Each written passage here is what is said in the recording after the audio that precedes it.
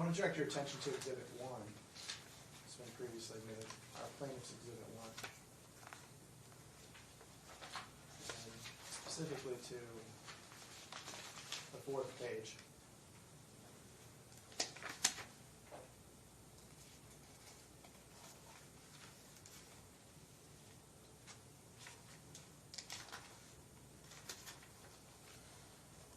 Okay.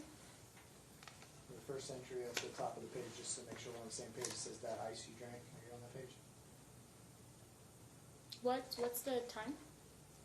So at the top it says 8:16 a.m. Okay, I'm on that page. And then the first entry starts that ice you drank. You see that? I'm on that page. Okay, perfect. My clients previously testified and authenticated this was a text conversation between you and... Your Honor, may I One moment. And What's the question first? Go ahead. so the third statement on that page, that's in the lighter gray, right? It says the baby didn't even want you to hold him because he knows white people are evil. Your Honor, can I object? On what basis? Well, these were already presented and the court already admonished me for them, and I did apologize already. I mean, we already dealt with this That doesn't mean that matter. there can't be evidence in this hearing. Okay. So you can object, but no, that's why I admitted the evidence over your objection, because the court may have already admonished you, but it's still something that can be considered in terms of all of the evidence over custody. Oh, Do you think white people are evil? no. Okay. If you read further down, you said, speaking about the child, you said he's black, his family is black, and he's going to grow up knowing he's black. He's never going to like you. LMAO. You see that? Yep. Your baby's biracial, correct? Yeah, it is. Okay. And only half of his family is black, correct? I don't know. I don't know his dad's side of the family. Okay, but you've met some of them, right? I mean, his mom and his aunt were here today. I don't know. I've only met 2 people. That's Okay. it. All right, but when you say his family is black, you were talking about your family, right? I honestly, I don't know who's on his dad's side of the family. Can be anyone.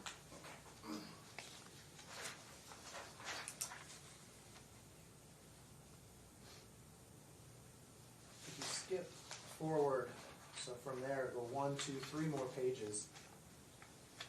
The time at the top is 8:23 a.m. And the first message starts, bah ha ha. Do you see that? I'm on that page. Mhm. Okay. And again, this is you texting Nick, and you say, bah ha ha, and you're going to have a lonely, miserable Father's Day. You have no recent photos of Julian to post. Why didn't he have any recent photos of Julian to post? Objection, Your Honor. The context. I mean, where's the previous messages to this? Ma'am, you can testify to that. Just answer the question. Why didn't he have any recent photos of Julian to I post? don't know. Was it because you weren't allowing him to I'm- see the child? I don't know why he didn't. If you skip 2 more pages, top of the page says 8:26 a.m. First entry starts, really hope you lose. You see that? I'm on that page. Right. And on the second entry there, you write to Nick, also take off that you're Julian's father because you're not, you're just a sperm donor. And all your friends are about to know how pathetic you are to abandon your own child because I'm going to message them who you really are. You see that? Mm-hmm. Do you regard Nick as just a sperm donor? No.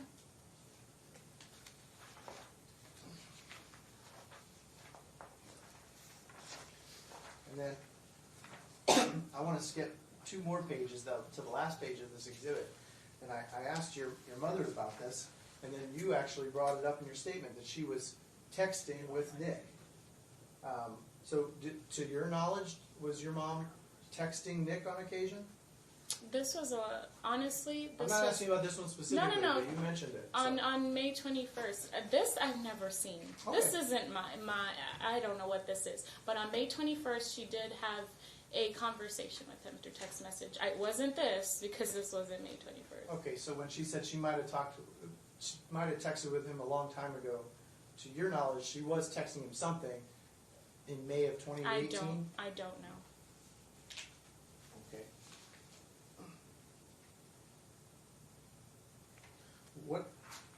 What do you do for a living right now? I'm a full-time student and I work part-time. Full-time student studying what? Political science. And how close are you to graduating? Objection relevance. What is the relevance? Your Honor, there's been a lot of conversation today about what my client did or didn't pay for, what he was willing to pay for, and a lot of disparagement of my client's profession as a professional poker player. And I think it's fair for the court to understand what her Okay, her view of what she's studying probably doesn't matter, but that she's Sure. a part-time student. but her date of graduation and what she intends to do after that point, I think are relevant. Okay, that might go towards child support. Okay, so what is your anticipated date of graduation? It's going to be December of 2019, next month. Okay. What kind of degree are you going to graduate with? Regardless, I mean, objection relevance. That has It's nothing to do with what relevant. I mean, is it a what I It's- do now. It's relevant to potentially your ability to earn more in the future. Okay. So there's some relevance. Okay. What was your Will question? you get what sort a of political degree science do you degree, a expect to Bachelor of obtain? Arts degree? That's what he was asking. Is it Okay. an associate's degree, a bachelor's degree? It's a bachelor's. Okay. And what are your? You said right now you're a full-time student, and you said you're working part-time. Mhm. Doing what? I work in a restaurant. Okay. What is your position? I serve. Okay. But objection Okay. relevance. So do you Again, it goes to child support. do you intend Overruled. after you obtain your degree next month? Do you intend to continue working as a server part-time or? I don't know. Okay. When you say part-time, how many hours a week is that? It ranges anywhere from 20 to maybe 25.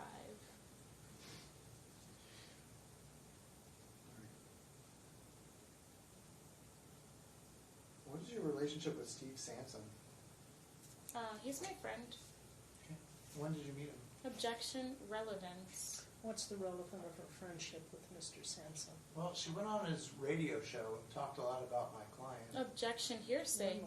So, No, if you talked about him, it would not be hearsay, it would be a party opponent. The question is, did you listen to the radio show and know that it was her? oh, she was introduced. Yeah, I mean, it's actually on video. It's on Right, his. so what's the point? I'm just trying to figure out Okay, whether. well, her relationship with him is probably not relevant. What she may have said on the show with regard to this case may or may not be relevant. How about this? Do you acknowledge that you went on Steve Sampson's Veteran in Politics radio show and talked about this case? What are you referencing? Which date? Have you ever appeared on Steve Sampson's Veteran in Politics radio show? Objection relevance? I mean, I can appear on the show. I already indicated there may be some relevance if you appeared and talked about the case, depending on what you said. So his first question is, have you done that? Yes or no? I've been on his show. Okay. And did you talk about this case on that show? I talked about my relationship with the plaintiff. I spoke about a previous experience with a previous judge. I didn't reference the case number. I didn't reference the case name or anything like that. But you did mention my client's name, correct? No, nope, not at all. Okay. But you said you were speaking about your relationship with, you admit that you were at least speaking about your relationship Objection with Mr. Bell? relevance. Ma'am, I've already answered that 3 times now. Objecting the 4th time isn't going to make any difference. I said that he could inquire into it. Okay. So there's some relevance. So you need to answer the question. I don't know. I don't remember. Well, I'm repeating what you just told me. You said you spoke about your relationship with the plaintiff, right? I don't remember. And you admitted on that show that, Now she says she doesn't remember, so if she doesn't remember,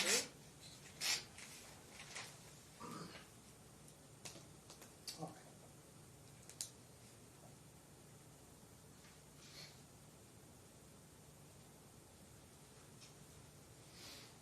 Your Honor, I think just in the interest of everyone's time, this is probably, you won't be able to wrap up by 5:30. by 5:30? Mhm. I promised the court 15 minutes, and that was 20 minutes ago. No, I'll give So, it to 5:30 because okay, there's some leeway to go Got to it. 5:30. Beyond that, it becomes much more difficult from a logistical point of view. all right.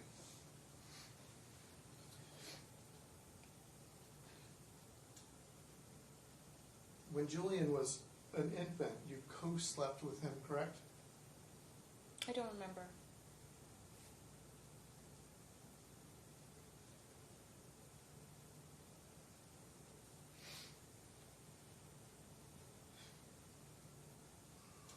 In the interest of time, Your Honor, I'm going to ask that the court take judicial notice of the video recordings of the first 3 hearings in this case,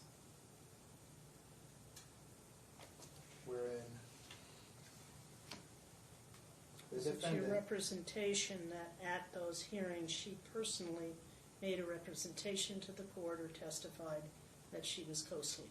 and was admonished against doing so, Well, and what she was admonished yes, is not my question. yes, that she If you wish She me made to that- listen to she a made that hearing admission. to see if she actually made such a statement, then I will listen for that limited purpose only. No.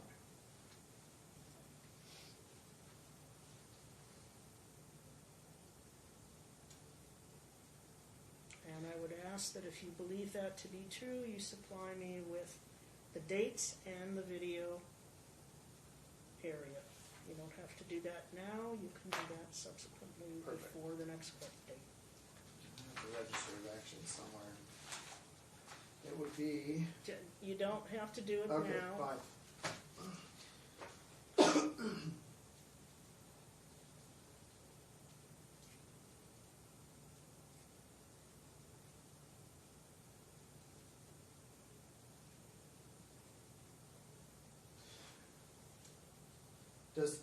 Does Julian currently have medical insurance coverage of any kind? No. No Medicaid, no No. My answer was no. He has no medical insurance of any kind? No. Okay, I already answered the question. so when you take him to, you've submitted some medical records, when you've taken him to the doctor, do you pay cash? They don't ask me for it because it's the emergency room. They don't ask me for anything. They just ask his name, his date of birth, So he just gets free, and free medical treatment? medical bills. Bills will be sent, is what they say. So I'm yet to wait for those. Did he have insurance back in December of 2018? I don't remember.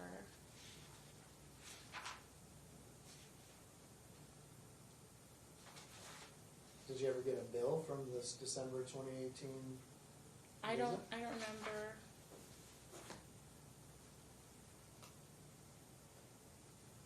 You said that he's been to the doctor as recently as just earlier this month, correct? He's been to an ER. Okay. Did you notify the plaintiff that he was going to the ER or had been to the ER? I don't remember. Okay. I mean, is it in the Talking Keren records? Did you let him know? I There? mean, when you submitted these records before he went to the doctor. Okay. Well, I mean, it was just, I don't know. you said it was just a week ago, right? Yeah, I don't know. Do you recall, do you remember He's sending? answered the question. Okay.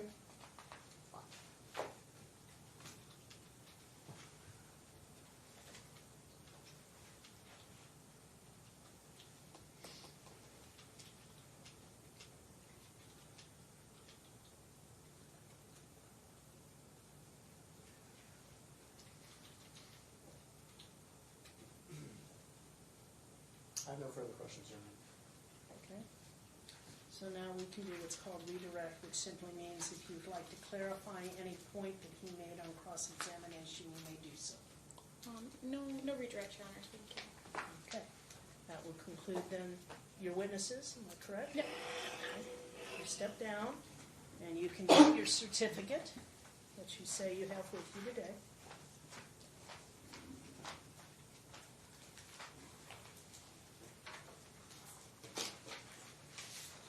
If you show that to opposing counsel. Okay. Okay, and if the marshal would make a copy, I have copies if you want to have them. that's fine. And do you have two there? I have 2 copies. All right, so if you give one to Mr. Lytle. And then, Your Honor, I've yet to receive a copy of their certificate. Well, just, if I can put Mr. Rosello back on the stand for 2 minutes, I can have him authenticate, it's in our exhibits today, I can have him authenticate that. That's fine. And that can be admitted as well. Okay. Thank you. So the record reflects the parenting project was completed on August 13th, 2019. So the copy will be marked as defendants next in order and admitted. Must I be sworn in?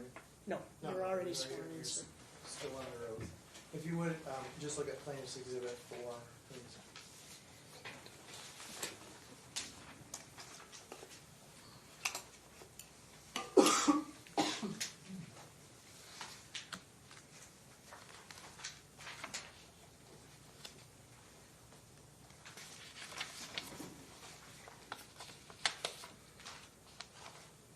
Your Honor, can I object to this? We'll let him just identify it first and then I'll find out. Okay, go ahead. Can you identify exhibit 4? I can. What is it? This is my certificate from completing baby care class in the fall of 2018. What's the date on it? It's a photograph of the certificate, is it What's the not? date on it? Yes, it's a photograph. And what's the date of The date is December 1, 2018. Okay, and is this the same photograph that you presented to Judge Objection, it Markey? hasn't been admitted. He's laying the Is foundation. this the same photograph that you presented to Judge Markey as proof of your completion in open court? Yes. I asked Now, that what's your objection to exhibit its 4 be admission? admitted. It's a picture, it's not the actual certificate. Well, yours is a photocopy and it looks like the actual certificate, so there's nothing about it that would indicate to me that somehow it's been concocted or manufactured or something of that nature. It looks just like yours. So it's just a photograph instead of a photocopy. So your objection is overruled. And Exhibit 4, is it? Proposed Exhibit 4 is now admitted. I don't have any further rebuttal questions for him. All right, so May I go back? you may go back. Yes, you may, sir. So, Ms. Sangalaza, do you have your card with the CPS case number that you believe applies?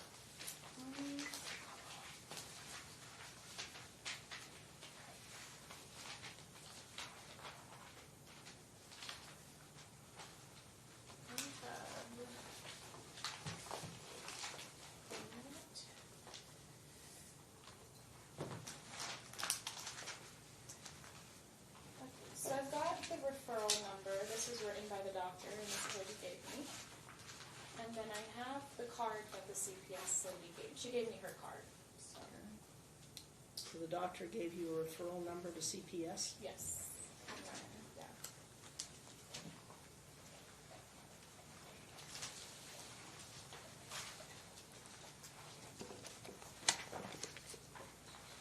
Okay.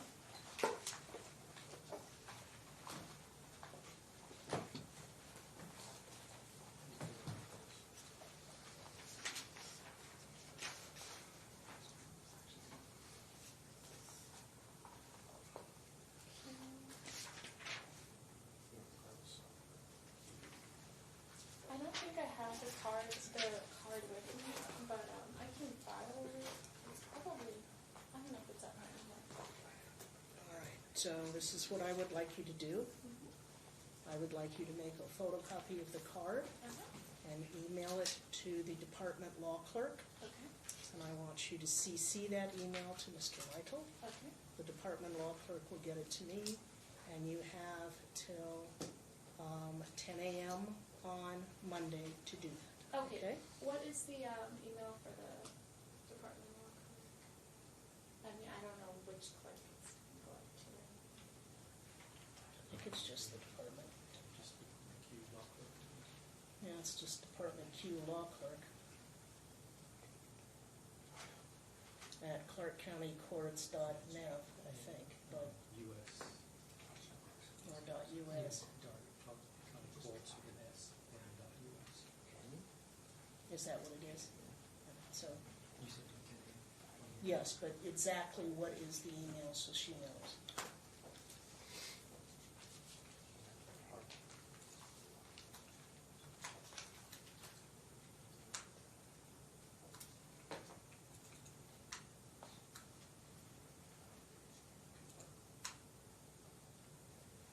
Department QLC. All right, so it's department fully spelled out? DEPT. Right. Q. DEPTQ LC. LC at clarkcountycourts.us. Okay? Okay, and then what's Mr. Lytle's email? I assume that you've received that in the past from communications, but Mr. Lytle will I give will it to give you. her another card. No, I don't need a card, just the email to confirm that I. No, he can give you the cards because it's got the email on it. Okay. That's why he wants to make sure. So I note that the card was given to her Okay, and so that's this got is the mine. I have this email. Okay. Okay. I just wanted to confirm. To make it that it was the same email Right. you've had previously. That's fine. All right, so when we come back, I will have read those documents that I didn't have time to read today, since you both want me to read more in depth the documents. And I will, in the interim, ask CPS, based upon the information you supply, what, if anything, they have under that event number, and for them to supply the records to me. Then those records are not given to the parties, but Right. both parties can review them, and then they're filed as a left side filing, again, so it's not part of the public record, but it is part of the court record. Okay? CPS filings are never part of the public record.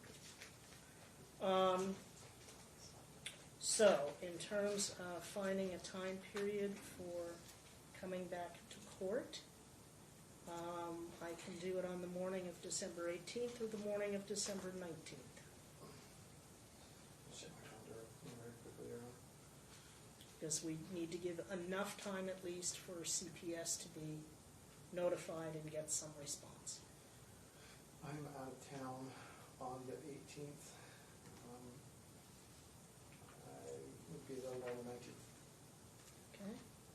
Are you available on the 19th, ma'am, in the morning?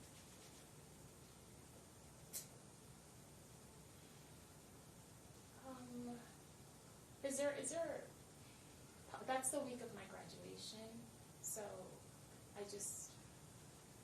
don't know how I'd be able to handle it, between. I can go into January, but that's, in other words, the 19th is the last date that's available before the end of the year. I can go to January 6th. We're fine with January on our side. Let's go on actually. December 19th, I'll have to make it. I'm just letting you know. So December the 19th. And it is, Mr. Lytle, I would prefer to do it at 10 a.m. because we have to find a courtroom for me to use. So I don't know what courtroom it'll be in. Okay.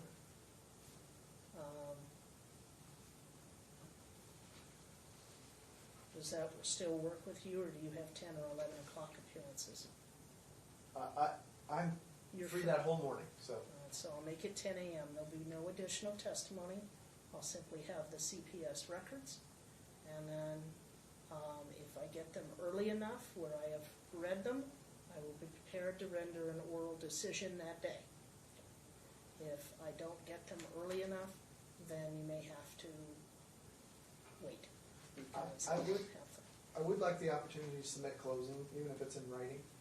You can both do that if you'd like to submit a 7-page closing statement that summarizes the evidence and why you think that evidence supports your point of view. Actually, I'll even make it 10 pages. Thank you. Each of you should have that document done by December the 13th.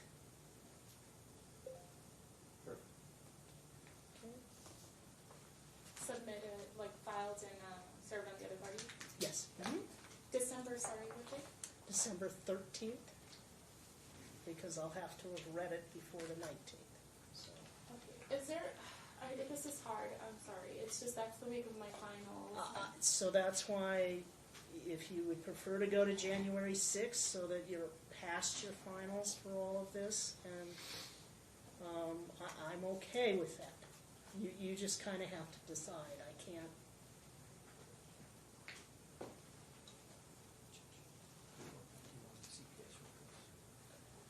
Just from any complaint from November 18th forward. I don't believe there's any others.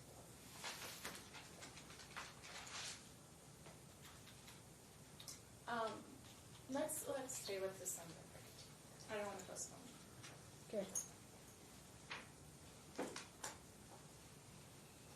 All right, the department will find a courtroom and they'll notify you where the proceedings will be. All right? Perfect.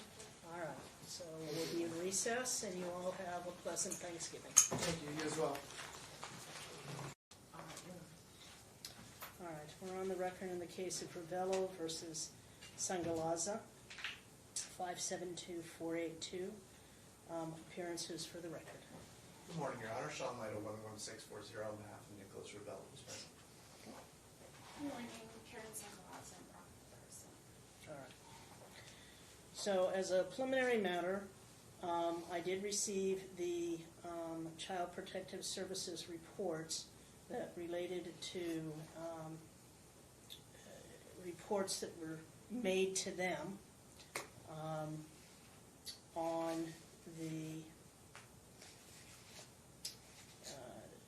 November 21st of 2019, which was the week before the evidentiary hearing. A letter or an email was sent to both parties indicating if they wanted to review those reports in camera in chambers, they could do so. Neither party availed themselves of that opportunity, but they were also told if they wished to do so, they could review them today, although no party indicated that they intended to do that as an abundance of caution. I indicated that if they wanted to review them, they could, and they did review them prior to my taking the bench. I would caution you that information contained in those is confidential, and it should not be shared with persons outside of the parties. And at some point when I discuss those findings, I will clear the courtroom of anyone who is not a party or an attorney, because they are confidential records.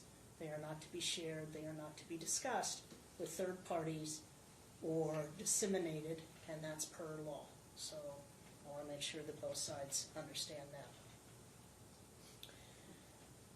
So I'm going to discuss first each party, and I did read your post-trial briefs that were submitted on the 13th of December. I did not find either of them helpful because both sides simply quote to all of the evidence that they think is in their favor and totally ignore all of the evidence that isn't in their favor. That's not unusual. People do that.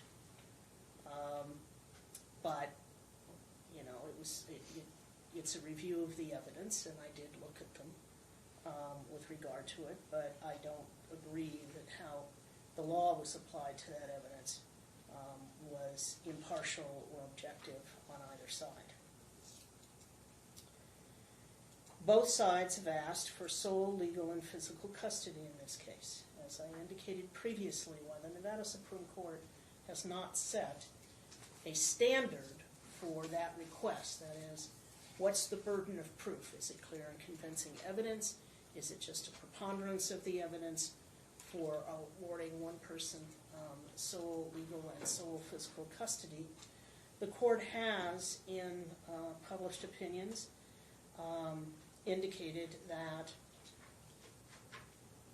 that is the equivalent almost of terminating parental rights, and therefore it should not be done without substantial evidence, which is more than just evidence that a reasonable person could rely upon, but really a finding that one parent or the other, for whatever reason, is simply incapable of acting as a parent, and it is the best interest of the child that that parental relationship, in essence, either be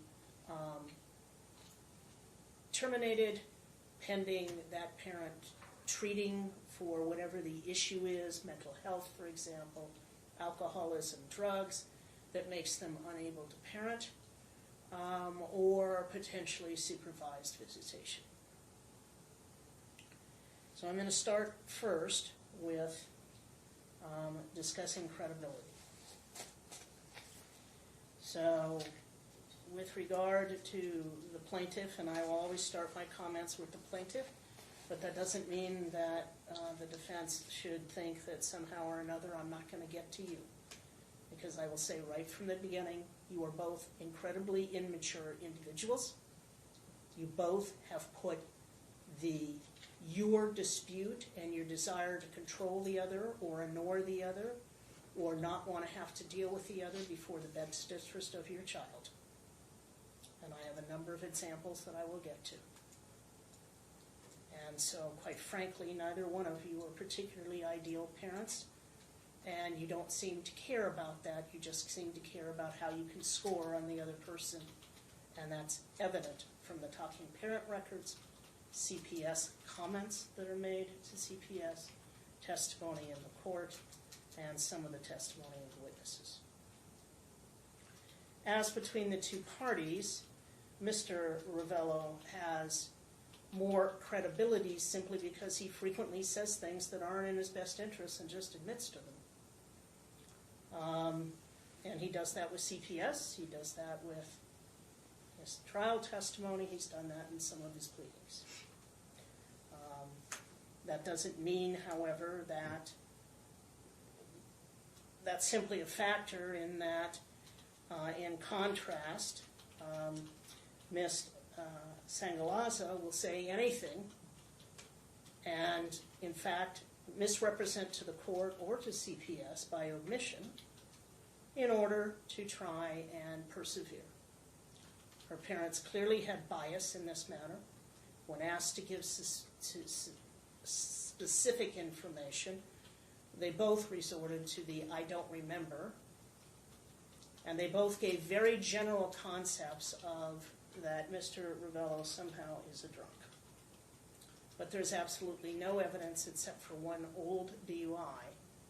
And if in fact he were intoxicated, then all the times that he would have dealt with the police in this case, which are several, and at the time of the exchanges, the police could have, because the exchanges, for the most part now, have been taking place at the police department. Certainly someone could have said, hey officer, I don't want to do the exchange because he's intoxicated or he's high or anything of that nature. So there's absolutely no evidence presented that he has been under the influence of alcohol or drugs at the time that he's cared for his son. And the fact that you keep insisting on these things and doing little things like talking about how he's drunk, and yet the communications on the talking parents don't reveal a person who is under the influence. You read his responses and your responses. There's simply no evidence to conclude that he's under the influence. And your parents clearly are biased. His witnesses were not particularly helpful in the long run. It isn't so much that they're biased. They obviously have the same bias, family bias. But they haven't had a whole lot of time seeing how he acts as a parent. We have one person who lived with him for a period of time who could testify. I believe that what she saw was appropriate parenting, but other than that, we don't have a lot of evidence from that. I believe that Ms. Sangalaza takes care with her son, and she is an active mother, and I think that she benefits from the presence of her mother and potentially for her father, because they're a stabilizing influence when it comes to taking care of Julian. And so that is a strong support mechanism for her. Mr. Ravello does not really have that kind of a support mechanism here in Las Vegas. He does have it in Wisconsin/Michigan because of the borderline. I think there's some crossing over of borders in there, but where his family primarily resides. So when I looked then at all of the evidence in the case, and going through the factors that I'm going to do, under NRS 125C035, and then I will render my decision. So we start off with the fact that the statute says that the sole consideration is the best interest of the child. However, the statute also indicates that if you find that joint custody is not in the best interest of the child, you have to make specific findings. If you find it is in the best interest, you really don't have to make the specific findings, although I think the Nevada Supreme Court still prefers that you discuss all the factors on the record. NRS 125C.001 talks about the fact that it is the state policy to encourage essentially equivalent duty and responsibilities and relationships between children and their parents, whether the parents were married or never married. There is a preference for both joint legal custody under 125C.002 and joint physical custody under 125C.0025. That becomes mandatory if the parties have agreed to an award of joint custody. In this case, they did agree prior to the hearing, at least to a temporary award of joint custody in the parenting agreement. However, I also feel that subsection B, that is that the parents have demonstrated or have attempted to demonstrate, but have had their efforts frustrated by the other parent, an attempt to establish a meaningful relationship. In this case, Mr. Ravello has attempted to establish a meaningful relationship, and he has in fact had his efforts thwarted deliberately at many turns by Ms. Sangalaza and her conduct.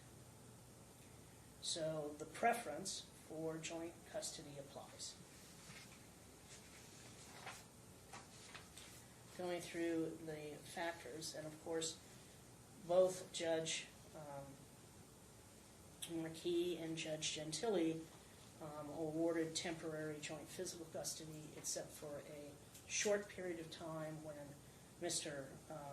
Sangalaza was awarded sole legal custody and physical custody, but that was in response to Ms. Sangalaza not obeying court orders. And then subsequently, the court returned it to joint. So when we look through the factors,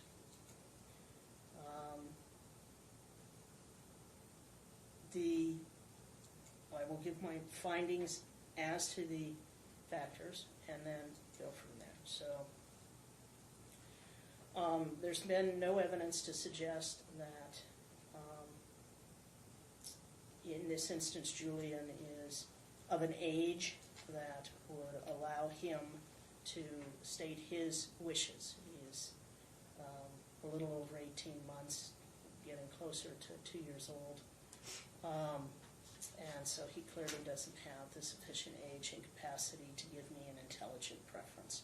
So that factor is not applicable. There's no guardian for the child, so subsection B is not applicable either. Which parent is more likely to allow the child to have frequent associations and continuing relationship with the non-custodial parent? That would be Mr. Ravello, and is definitely not Ms. Sangalaza. You have engaged Ms. Sangalaza in a continual campaign to separate Julian from his father. You have told me that the texts in which you essentially said you're going to have to pay, and he's going to grow up and he's not going to know you as a father, were apologized for, implying that that was just a poor judgment at the time of the text. But that's not true. When I look at talking parents, at every opportunity, you refuse to co-parent, almost unanimously, and not to the best interest of your child. And I'll give some specific examples. And as I said, I will get to Mr. Ravello as well, because there's many things in that that aren't favorable for him. You refuse to provide medical information. If you're truly concerned about your child and about dealing with the rashes and about dealing with potential viruses that he's had or earaches, you would certainly tell the father, this is what the doctor said and this is what the doctor said we should do, and here's the instructions. And if it's prescription medication, you have to send that during the exchanges. When it's over the counter, you don't. You're quite correct. But you do have to tell him. And repeatedly, when he's asked for that information, you have refused to provide it. You haven't even provided it in the sense of telling him the doctor said he needs to take this kind of medicine, it's over the counter. You know, you can go buy some at any drugstore, and here's what the doctor said and how often you're supposed to supply it. You are not relieved. In fact, you have a duty under legal custody to provide that information, and it is incredible to say that you care about your child, but you don't care enough to provide the father with the medical information to treat physical conditions. And to say that that's appropriate is an absurdity. You simply don't want to co-parent, and you don't want to provide him. And in part, you answered at times with statements like, well, you're not paying for medical expenses either. And he says, which is not appropriate, well, I won't pay for them until I get visitation, but once I get visitation, I'll pay for them, tell me what they are. Of course, you don't tell him what they are. In fact, you've never presented any evidence that you've ever had any medical expenses out of pocket. You may, I just didn't see any evidence of it. It's also interesting that you get treatment at quick care facilities or at Southwest Medical, and that's what you represented to the court initially. But then at the time of trial, suddenly there is no insurance, no Medicaid, no nothing. You just go to the ER, and I guess the ER just treats and never sends a bill. That doesn't ring true.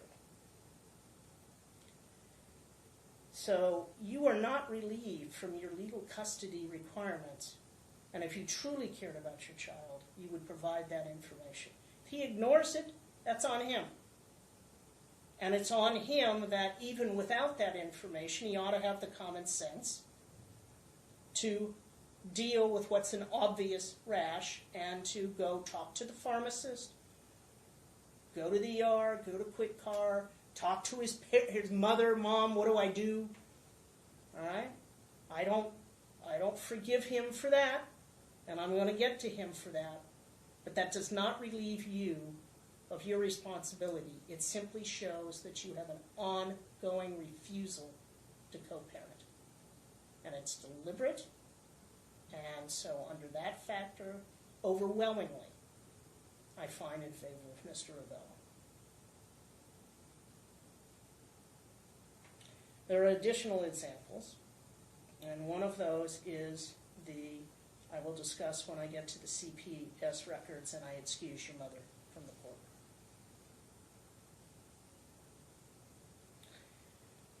With regard to the level of conflict between the parents, I've seen much worse. This is high, medium to high.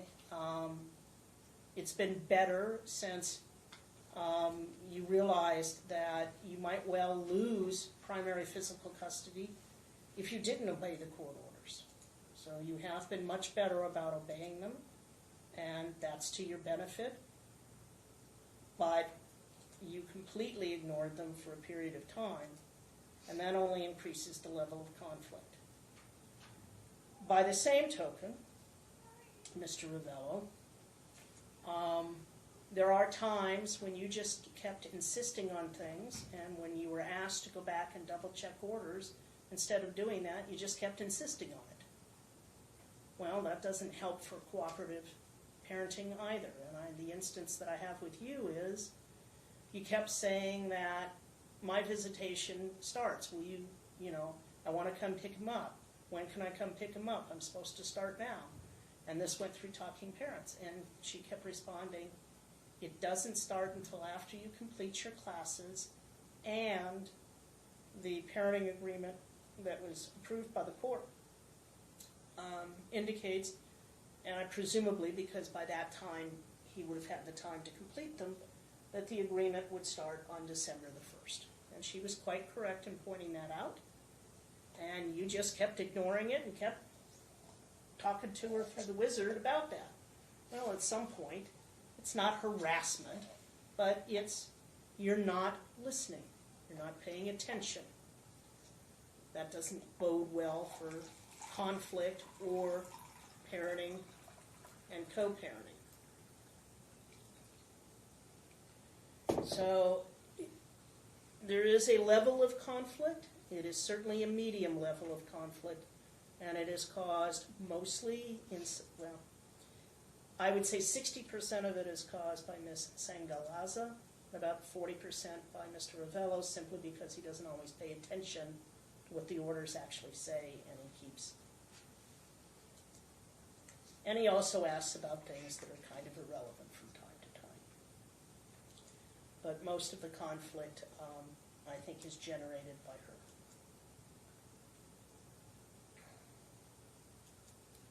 With regard to the ability of the parents to cooperate to meet the needs of the child, the answer is Ms. Sangala doesn't seem to have that ability because she's never, Sangalaza, excuse me, she just continually refuses to do that. That would favor Mr. Ravello because he keeps trying to send messages, and while I realize it gets annoying when he keeps asking for things that are not in the court order, the bottom line is even when he's asking for things that he's entitled to, you just ignore him. The mental and physical health of the parents. Well, you're both immature, but there's no real physical or mental issues involved with either parent, so that's neutral. The physical, developmental, and emotional needs of the child. The child's wellness records indicate he's well within the norm for his age. He's not starving, as is sometimes said in the pleadings and in the reports to CPS.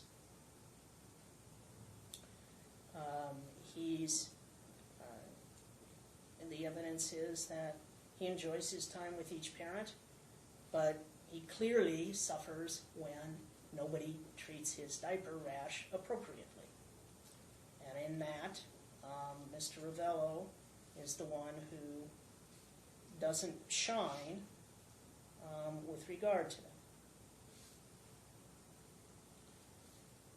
The nature,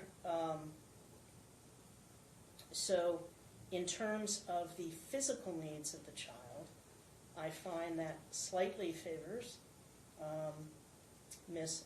Sangalaza for this reason. And I appreciate your honesty on the stand, Mr. Ravello, because you were, but you were told months ago that regardless of whether or not she gave you the information, you had a duty to address your child's physical needs. Clearly, when he was in the ER with the rash that he had, it was an obvious rash. You admitted that you knew it was there. You admitted that he cries when his diaper's changed because of the rashes. And yet your response continues to be, I don't know what to do because she won't tell me what the doctor said. And you were told months ago, regardless of that, there are many things that you can do independently as a parent to address that. This is diaper rash. This is not juvenile diabetes. This is not something that, oh my gosh, if you happen to put the wrong ointment on, it's a calamity. You could certainly go to a pharmacy and say, hey, my child's got really bad diaper rash, what do I do? And of course, you could have just as easily gone to an ER yourself. And I get that if there's medical cards that she has refused to give them to you, but that still doesn't relieve you of your responsibility to take care of that. And so on that factor, I do find for her, but I condition it because she's refused in her own right to address those needs by not providing him with the doctor's information. You don't have to give him the tubes of the ointment unless they're prescription and unique, but you certainly have to give him, hey, I took him to the doctor because he's got diaper rash again, and the doctor said we need to put these ointments on 3 times a day, and this one is 4 times a day, and that's the stuff you should be telling him. And the fact that you don't tells me that you're more interested in making him look bad than you are in what would be best for your son. With regard to the nature of the relationship of the child with each parent, the child enjoys his time with each parent. I don't have any doubt that he enjoys his time with his dad, he enjoys his time with his mom. I'm sure he loves his paternal and maternal grandparents, although he clearly will have, so long as one set of grandparents is right in the same city, he'll always have a closer relationship with the maternal grandparents than the paternal. That's natural. It's just distance and the way that things are. A history of parental abuse and neglect. There is no history of parental abuse or neglect of either the child or a sibling. Is there a sibling that a relationship needs to be with? There is no sibling relationship issues in this case. Although there's been an attempt to try and say that there's some domestic violence or that somehow the paternal grandparents' TPO against Mr. Ravello is somehow domestic violence. There's been no clear and convincing evidence of domestic violence that relates to this child, this relationship. The only evidence was a reference by cross-examination to something that took place years ago.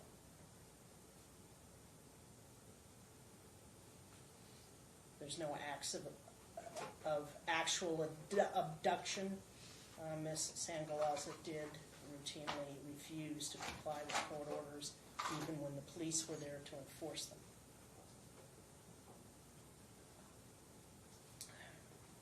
But that is not abduction under the statute.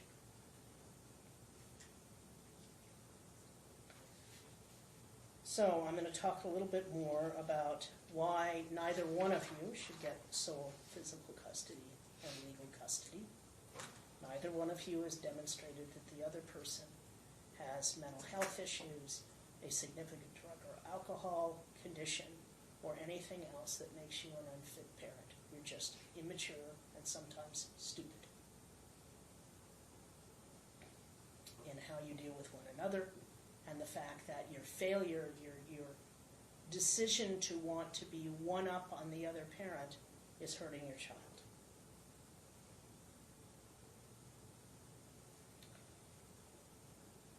With regard to the issue of joint physical custody versus primary physical custody, these are the things that I look at. And for this, ma'am, I will ask you to step outside because now I must discuss the most recent CPS report. And then once I've concluded that, I'll allow you to return.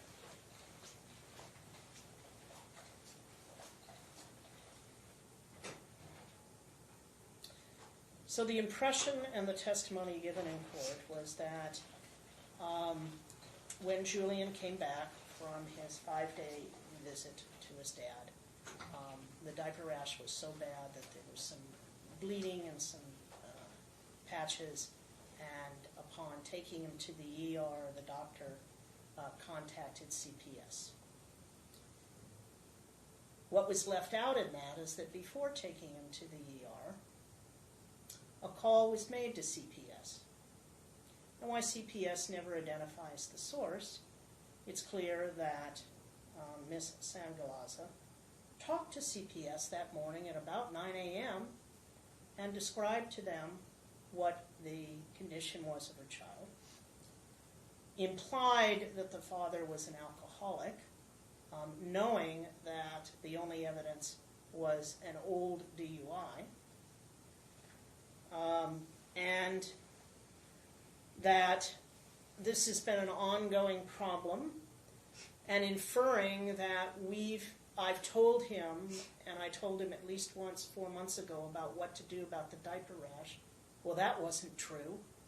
You didn't tell him anything except he has a diaper rash, and you need to take care of it. And when he asked, well, what did the doctor say about it? You don't give him any information. So again, by omission, you're making it appear as though he has continually neglected the child. You indicate to CPS that you're going to take the child to see the doctor, and then it appears that at that examination, a CPS worker talked to someone in the medical facility. We do not know who it is because they don't identify it. And that person specifically indicated that the rash was bad, but not that bad. No indication that it was considered to be abuse or neglect within the meaning of the statute. And then they talked to you, Mr. Ravello, and you said, as you've been saying for months, she won't give me the information, so what am I going to do? Well, sir, that does not relieve you of your responsibility. As I said earlier, if you had the common sense, you could certainly have done something. Instead, you simply say, I know that he's in pain. I know that when I change his diaper, he cries, but she won't tell me what to do. You're 34 years old, sir. You certainly have the ability to figure out what to do. So as a result of that, CPS, it appears from the record, has not substantiated a claim, although I do not have a letter one way or another. But they do use the word maltreatment. And they use that in the context that of Mr. Ravello, that you knew that he needed treatment, and you didn't do anything about it. You just kept relying on the age-old, month-old, she wouldn't tell me. So that goes against you in many ways in terms of custody, because if you haven't done it up to now, how do I know if I were to award you primary physical custody that you would do anything to treat any of this? You certainly have not taken any initiative in all this time. You just keep relying upon the she won't tell.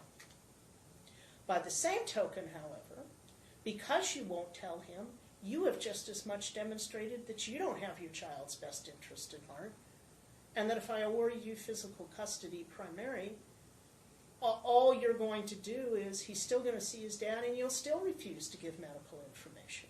That's like rewarding you for violating your statutory duties and rewarding you for not putting your son in front of this debate of one-upmanship with the father. So that gives me great concern.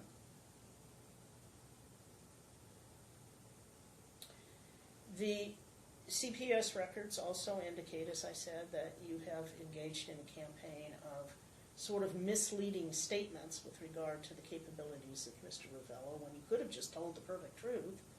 You could have just, frankly, provided him with the information, and then if he didn't go out and get the ointments, you'd be sitting pretty, because he clearly had it. But because you didn't do any of that and you actively are plotting to try and figure out how to sever his relationship with his son, it doesn't help you. And one of the things in the statute that we deal in terms of primary physical custody is, in best interests, are you going to foster a relationship? The answer is no. That's simply going to encourage you. So the real issue that I have to look at is, knowing that Mr. Ravello has not demonstrated that he will take care of these kinds of problems promptly, do I continue with joint custody or do I make it primary physical custody? Well, I'm sorry, I'm not going to find that someone who engages in active primary parental alienation should have physical custody, because that's just as bad and against the best interest of the child. He needs to have a good relationship with his father. By the same token, I am going to cut down on the number of days, because the 2-2-3 is not working. 5 days is too long for you to be with your son, because you haven't demonstrated you will take care of these issues in a timely fashion. So I will be changing physical custody. It will still be joint, but I will not, because I'm not going to encourage parental alienation, but I'm going to go to more of a 3-4 custody arrangement. This is not to say, Mr. Ravello, that I'm not aware of her behavior, because I am. But your behavior has to do with physically failing to treat your son's issues while he's in your custody. And that's not her fault. You have all of the ability to deal with that. And had you done that, then you might have gotten primary physical custody, because she has engaged in such parental alienation. But you didn't. So for the same reason that I'm not going to award her, I can't award you. You haven't demonstrated that you will address these issues. All you've kept saying is, she won't tell me. Well, she shouldn't have to tell you. It's a physical condition that in the CPS you admitted you knew about.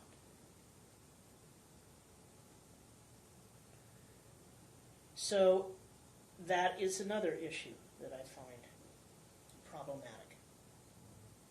On both parties, for the reasons that I've said.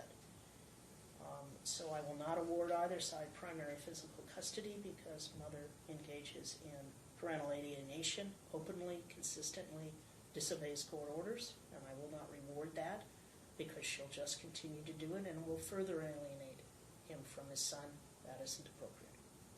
I won't award him primary physical custody, because he hasn't demonstrated that he will take independent action to address the child's medical issues while the child is in his care.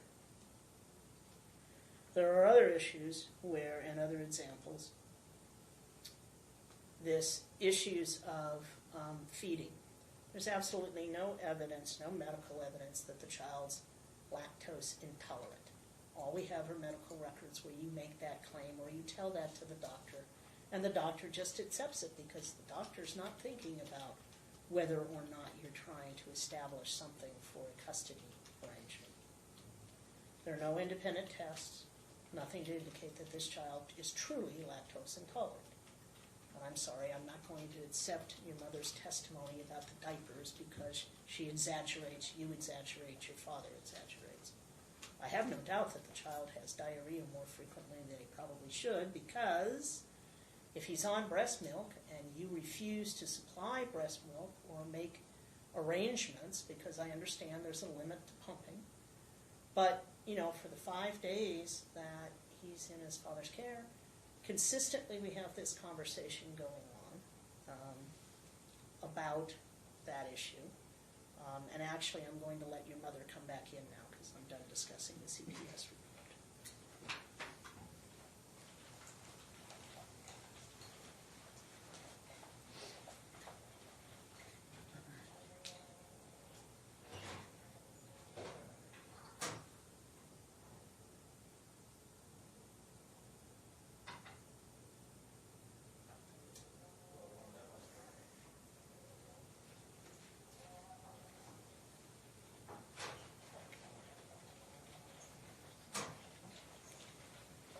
So the issue with regard to the formula and breastfeeding.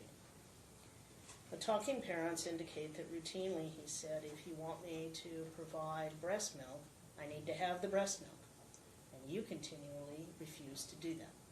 At times you say, I can't do that because I can't produce enough, but you have to milk every day, you have to use the pump every day, so there's no discussion that you would see in parents about, listen, I'll drop the extra bottles off, or, you know, we can meet at the police station for the extra bottles. Nothing of that nature. And in fact, you were told in court that if you really think that the formula that he's using isn't appropriate, then get a different formula and tell him what formula you want him to use. You never did that either. If you are truly concerned that what this child is eating is causing diarrhea or loose stools, then you would have addressed that. Again, it's just another example of why you put your conflict above your child's interest. Of course, the same is true in the sense that, you know, you asked several times, I just want proof that he's milk intolerant, because you have no reason to accept her word. And I get that. So I don't hold that one against you. You used a formula. There's nothing in the record to indicate that medically the child has ever been diagnosed as allergic to milk, lactose intolerant. It's all your assumption. And without anything else, your credibility is such that I won't accept that as an assumption. Not when he asks consistently, hey, have you got anything to back that up? Or tell me what formula you want me to use. Tell me what the doctor says I'm supposed to do with regard to issues relating to his sickness. At one point, the doctor recommended why he had a virus to take some Pedialyte or some substitute like that. You don't tell the father that when the father's picking him up. That obviously isn't in the best interest of your children. So I am not convinced that the child's problems, other than when you switch from breast milk to solid food and formula and then you switch back to breast milk, that's going to cause some dietary issues, which most cooperative parents can address by addressing those with a pediatrician and talking about how we work that through. If for some reason mom can't produce enough breast milk, and that wasn't done by either parent, he could have just as easily had some of those discussions as well, and I recognize that. But to put it all upon him, no. You had just as much responsibility and you ignored it. And you just make these statements, but there's nothing to back them up. He may be lactose intolerant, he may not, but I don't have anything other than what you told a doctor that then shows up in a doctor report indicate that.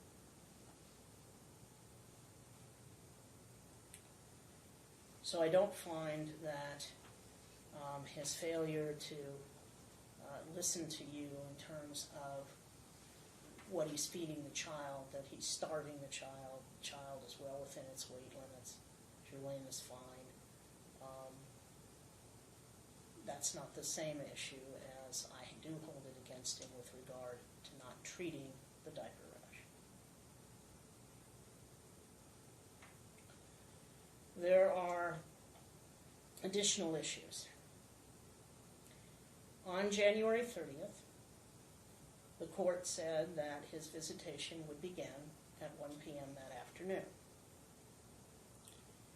The report about showing up at the house was for January 31st. But the incident apparently took place on January 30th. The actual order says that the pickup would occur at 1 p.m. on the 31st.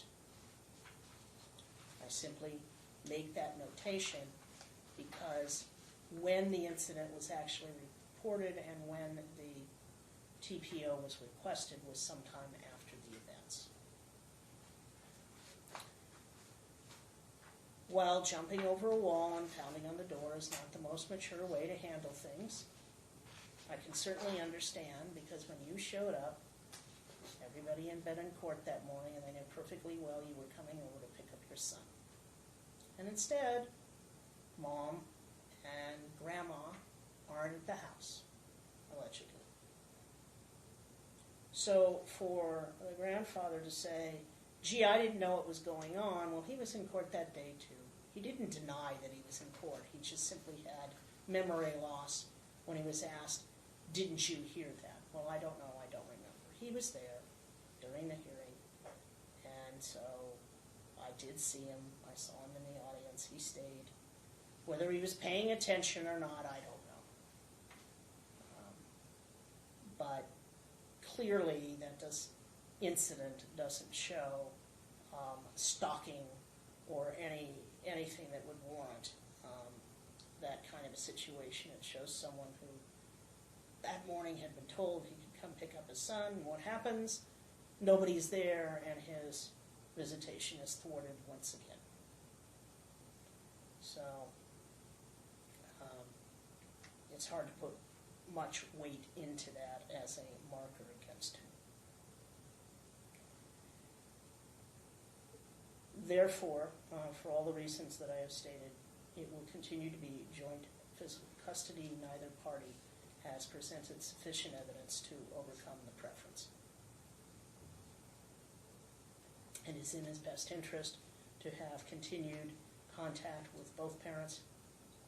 However, I don't think it is in his best interest to continue the 2-2-3 because I think 5 days is too long with Dad at one continual situation because he has not demonstrated he will address the diaper rash appropriately.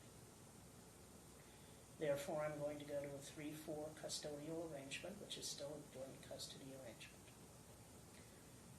And my thought process was that it could begin at Sunday at 9 a.m. and continue to Wednesday at 9 a.m. So that would be Sunday to Monday, Monday to Tuesday, Tuesday to Wednesday. So that would be 3 nights, clearly within the Rivero formula. However, he is a younger child, and so without allowing some comments from the parents, I wanted to see if another 3-4 schedule seemed to be better. Whether that's Sunday or it starts on Saturday. My inclination is to start it on Sunday because it gives each parent kind of a full day and a night on a weekend. So, So I will ask you first as plaintiff to indicate. well, what I would like to just throw out there, respecting everything that the court has said today, in terms of this sort of one issue, which you, according to your findings, is at least in a minuscule way mitigated by the failure to share information, and that is frankly easy to correct. That if the concern is the 5 consecutive days for either party, that rather than a 4-3 that's sort of permanent in nature, that we do a 3-1-3, where there is never, so the longest that the child is with either parent would be 4 days at a stretch, right? So that where we have 1 day that alternates each week, and then that way each parent has 1 week 4 days, the next week 3 days, 1 week 4 days, which is a true joint physical custody schedule, which approximates what has been going on for now So a week year. 1, one parent would have 4 days. Week 2, one parent would have. Week 1, the other parent would have 3 days. The next week, Correct. it would flip. And then, so all we would need to determine is which 1 day of the week makes the most sense to alternate between them. That's what I would propose, and I think that most closely, I think it deals with the court's concerns, and at the same time maintains the status quo in terms of over the long run. Ms. Sangalaza? I like the proposal, the first proposal that you gave, because the 3-1-3 requires too much contact, too much exchange for him. I mean, when he starts going to school, I know he's only about to be 2, but over here we can enroll 3 Head Start. But when he starts going to school, it's going to be way too complicated for him. I mean, it's better if we're just exchanging the 3-4. It's still only 1 exchange per week either way. It's just setting a schedule that's on a calendar, that both parties know what it is, week 1, week 2. That's where the confusion can come in. So I appreciate your, and when days change, children can get confused. There's some validity to say, wait, I thought I was, as kids get older, right, at 2 it isn't going to make too much difference, but at 3 or 4 or whatever, until he gets to an age where you can sit down and actually say, we switch off because that's just the way that the court order says. The easiest day to switch in that arrangement, in that 3-1-3, is usually like either Saturday or Sunday, because then it does tend to work over the long term, even once the child reaches school age. And with these parties, I don't want them to be in a situation where they're coming back to court, year after year and saying, this just doesn't work for us right now. And that's why I'm trying to create, because of the conflict and because of the lack of co-parenting, if we could create a schedule where there's one exchange per week, but there's, so like, again, I'm not proposing that it should be Saturday, but it would be, the 4-day period would include Saturday. So if it's, Wednesday, Thursday, Friday, Saturday is the 4-day period, but that Saturday alternates. So it either gets added on to the Sunday, Monday, Tuesday period, or it gets added on to the Wednesday, Thursday, Friday period. That kind of solves the problem. It just seems complicated. I mean, I can't even understand all of that. I do understand what he means. It generally deals with what we call a week 1, week 2 schedule. So in week 1, you would have Julian for 4 days, and then he would have Julian for 3 days. Then the following week, he would have 4 days, and he would have 3 days. So what it means is that the day that would alternate is whatever that day is, so Saturday. I'm not saying that I'm going to do that right now. I'm just explaining that's how it works. So you would have a calendar, and your calendar would just say, okay, these are my days, these are his days. You may. When it comes to having I work, I need something that's set so I can, be able to work that around my work schedule, whereas he doesn't work. He can work with a alternating, swap day.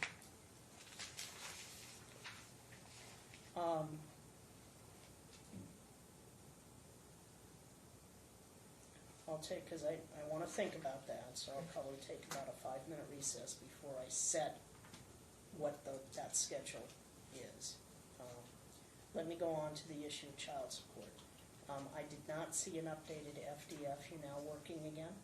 No, my last one, my recent one, it's less than 6 months old. I looked, but I didn't see, so I might have missed it. Yeah, I don't see one. I have one, it has my job that I worked, and it has my pay stubs on there too. I looked, I didn't see that. So that's okay if you just tell me orally what your gross monthly income is, and you can file it again. But I looked and the clerk is looking, and we couldn't. I'll tell you exactly what We might. I had looked, but it hadn't been filed recently. The last one I have, according to my notes for you, was January of this year, at which point you indicated you still weren't working. No, I mean... I believe you. Yeah. I'm not saying you didn't do it. What I'm saying is for some reason it didn't get there. So I don't know if this was one of the times when you had an unbundled attorney and you gave it to the unbundled attorney and No, they didn't get it filed? It was filed. The last judge looked at it. She was able to look at it and determine. It was filed. It was in January, but she was working. Yeah. But it's been more than 6 months. Okay, yeah. Okay, I understand. So on January when I looked, it looked to me as though it were 0, but I also noted that there were 2 different FDFs, so I might have missed one. Yeah, it's So the way it looks. what's the gross monthly income? She didn't put a gross. What she actually did was put how much she earned, her hourly wage of $8.25 for 21 hours, and then she said her weekly income. Oh, she wrote $7.50, $7.75. I didn't see it because it was so. You probably missed it just like I almost missed it because it's actually not it's typed in and it's so little. Okay, so 750.75 is the what she weekly. put in January, yeah. All right, hold on. And that's not weekly, right? That's what you put for your GMI, gross monthly income. Mm-hmm. Okay.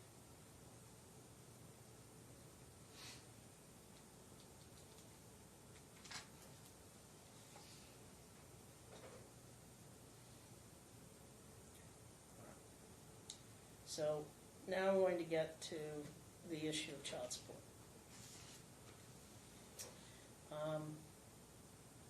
Mr. Ravello, if you choose to want to pursue a professional poker career,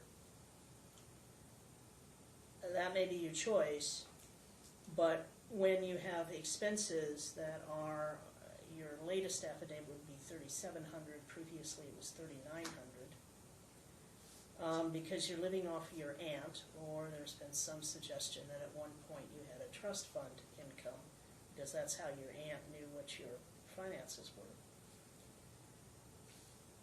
I looked at that, and I looked at the circumstances, I looked at your assets, and it is my opinion and my finding that you are willfully unemployed. You have the capacity, you've worked in the past, and you can't rely upon the fact that, gee, I play part-time poker and my family's very nice to me and my aunt supports me as a method of lowering child support. So I find that you are willfully unemployed, underemployed, and that for purposes of child support, I looked at your expenses, and while I realized that your aunt testified that she provides that and somehow it's a loan, it's still income. And so, based upon your expenses and your FDF, and as I said, those change. So I took your personal expenses at $37.46, deducted the $70 you indicated you were paying for child support, which came up with $3,676. 18% of that is $661.68, and now I have to minus $135.13, which is her gross monthly income times 18%.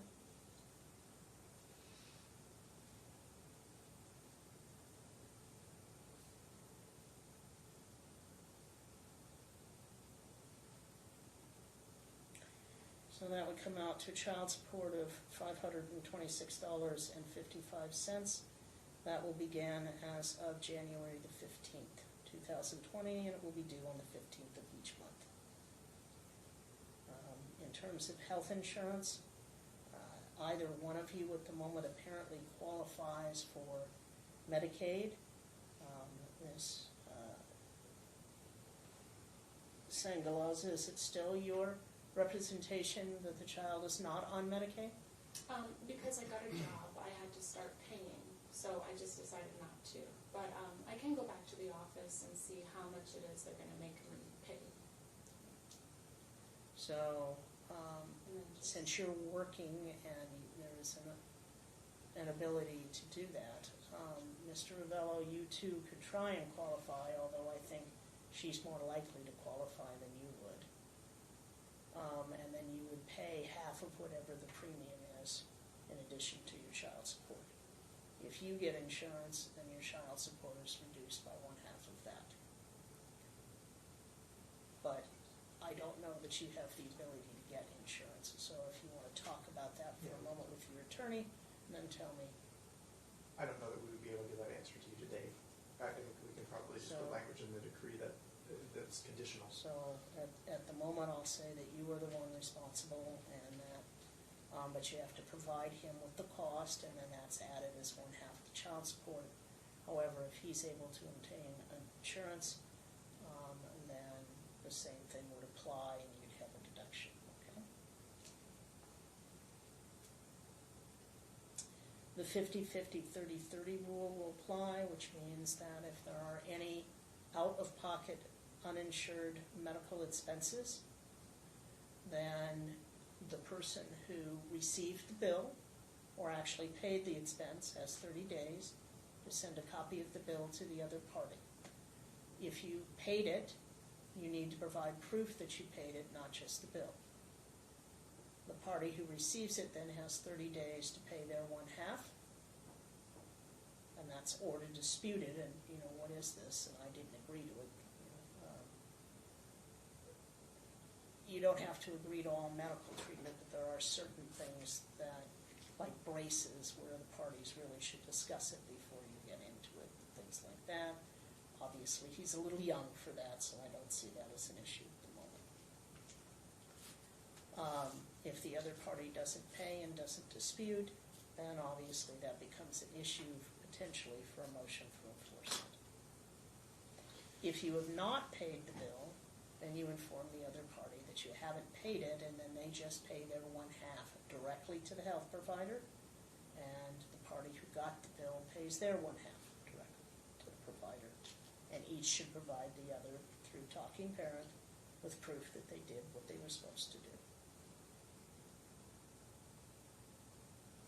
Your Honor, I'm sorry. Yes. Could I just jump back real quick on the child support calculation? I appreciate and do not challenge the court's.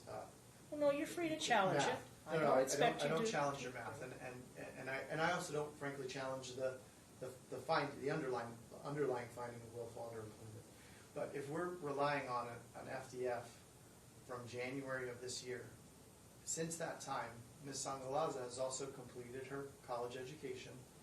And she indicated has that finals, she was I working, believe, tomorrow, right? No, or no. graduation tomorrow. No, it was 2 days ago. 2 Yeah, days. 2 days ago. Very good. And we also have in that FDF an indication that she's only working something like 20 hours per week part-time.